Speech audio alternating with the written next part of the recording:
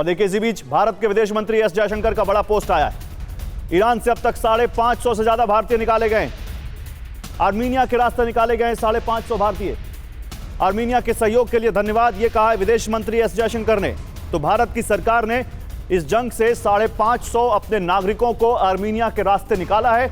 यह देश के विदेश मंत्री एस जयशंकर ने एक्स पर पोस्ट करके जानकारी दी है।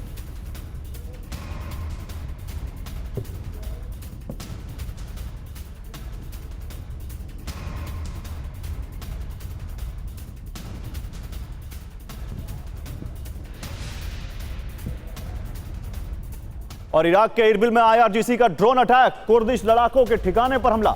एक साथ सैकड़ों ड्रोन से हमला किया गया है। इराक के इरबिल में आईआरजीसी का ड्रोन अटैक, एक साथ सैकड़ों ड्रोन से हमला हुआ। दरअसल ये ईरानी समर्थित मिलिशिया है, कुर्दिश लड़ाके, जिनके ऊपर यह हमला किया गया है।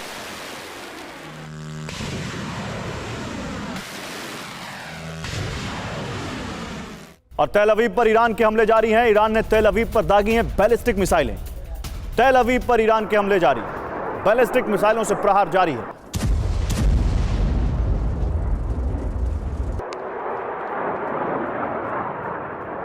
ईरान पर हमले को लेकर इजरायली सेना का दावा, तेहरान एयरपोर्ट पर सुप्रीम लीडर का विमान हमने तबाह कर दिया, यह कह रही आईडीएफ। खामनेई का एयरबेस A340 तबाह। देर रात तेहरान के मेहराबाद एयरपोर्ट पर हमला हुआ था।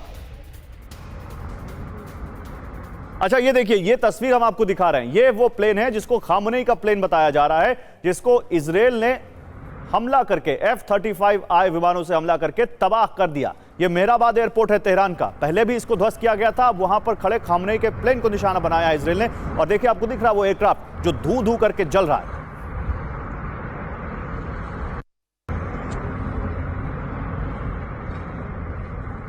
और ईरान युद्ध पर ब्रिटेन से बड़ी खबर है। ब्रिटेन के पीएम स्टॉर्मर संबोधित करेंगे, मौजूदा हालात की जानकारी देश को देंगे, हॉर्मुज स्ट्रेट को लेकर भी बात करेंगे।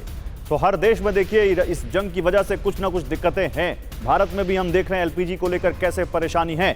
अब वहां क्या बात है, क्या असर है, क्या वो करने वाले हैं हॉर्मुज स्ट्रेट बंद होने के बाद, आज देश को बताएंगे ब्रिटेन के पीएम कीथ स्टॉर्मर।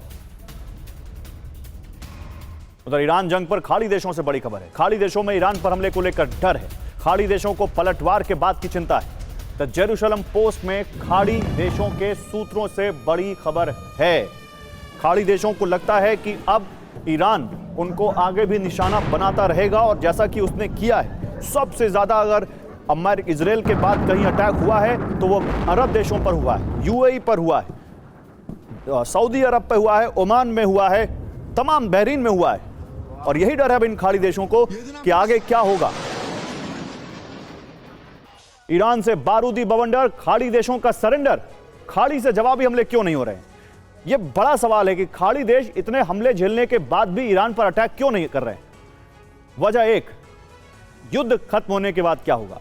आज हमले करेंगे तो कल ईरान हमें निशाना बनाएगा। वजह दो, नेतृत्व परिवर्तन नहीं हुआ तो क्या होगा, दुश्मनी हमेशा के लिए और बढ़ जाएगी। वजह नंबर तीन, यूएस ने जंग खत्म कर दी तो क्या होगा। वजह नंबर चार, पलटवार के जवाब में बड़े हमले का डर है, ईरान और बड़े हमले कर सकता है। वजह नंबर पांच, सभी खाड़ी देश पलटवार पर एक राय नहीं है, यानी सहमत नहीं है।